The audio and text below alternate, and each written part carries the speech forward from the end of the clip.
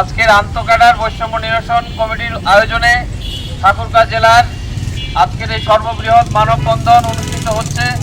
এখানে উপস্থিত media personnel, আমাদের 25 ক্যাডারের বিভিন্ন কর্মকর্তাবৃন্দ এবং সাধারণ আপামর জনগণ যারা আজকে এখানে সমবেত হয়েছেন। কি জন্য আমরা এখানে দাঁড়িয়েছি তা শোনার জন্যে। একটি একটি করে 3 দিন 4 দিন, যেখানে আমার সময় খুবই কম, আমাদের বরাদ্দ পেতেও দেরিতে হয়। সেই স্বল্প সময়ে যেটা করা দরকার তারা কি করে এক সপ্তাহ পর সময় দেয়। মিটিং হইলো, সিটিং করতে হবে, তারপর আবার চেক পেতে দেখা যায় তাদের যে স্টাফ কর্মচারী আছে সেখানেও এক সপ্তাহ সময় লাগায়। সেই চেক চলে যায় উপজেলার কাছে, উপজেলা নির্বাহী অফিসের কাছে চলে যায়। সেখানে তারা বিভিন্ন ধান্দামি করে, আমি পুরোপুরি বলতে চাই তারা বিভিন্ন ধান্দা করে। এই ধান্দা করতে করতে আরেকটা সময় পার হয়।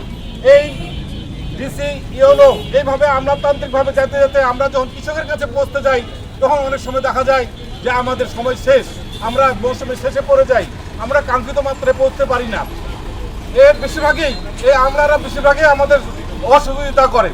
আমি বলতে চাই তারা আমাদের উপরে থেকে যদি কেউ বলতে পারে যে 1% উন্নয়ন করছে, তাদের অবদান আছে আমাদের কৃষির বিষয়ে, তাদের যদি 1% অবদান থাকে আমি মাথা নেড়ে করে ঠাকুরগাঁতে ঘুরে বেড়াবো।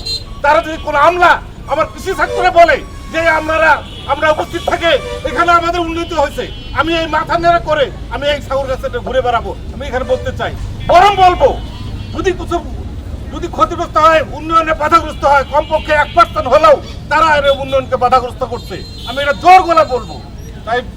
তাই উপস্থিতি সবাইকে আমি বলতে চাই আপনারা শুধু আমাদের ক্যাডার না, আমাদের টেকনিক্যাল বিষয়ে তারা কোনো কিছু করতে পারে না, আমাদের বুঝাইতে হয়। আমি আপনাদের সামনে বলছি, আমি অল্প কিছুদিন আগে সেই ক্যাডারে এক লোক আমাকে বুঝতে চাইছে যে আলুর লাগালে তো আলু গাছ হবে, বীজ আবার কেমন, বীজ তো বীজে, ওটা তো গাছ হবে না, গাছ হইলে যে ফল হয় না, তাকে বুঝাইতে 1 ঘন্টা গেছে। আমার আরেকটা জুম মিটিংয়ে আমি সেখানে উপস্থিত ছিলাম, বলতেছে আমরা কি করি, এটা তো লাল তিতেই করতে পারে, লাল তিল করবে, কিন্তু তার কোয়ালিটি দেখা, তার ভালো বীজ করার দায়িত্ব হচ্ছে আমরা নিয়ন্ত্রণ করব। একটা রাস্তার ভালো কোয়ালিটি নিয়ন্ত্রণ করতে যেমন ইঞ্জিনিয়ার দরকার হয়, শুধু কন্ট্রাক্টর হলে হবে না, মিস্ত্রি হলে হবে না, সেখানে যোগ্য একজন প্রকৌশলী যেভাবে তার কোয়ালিটি মেনটেন করে, আমাদের সেক্টরেও তেমনই।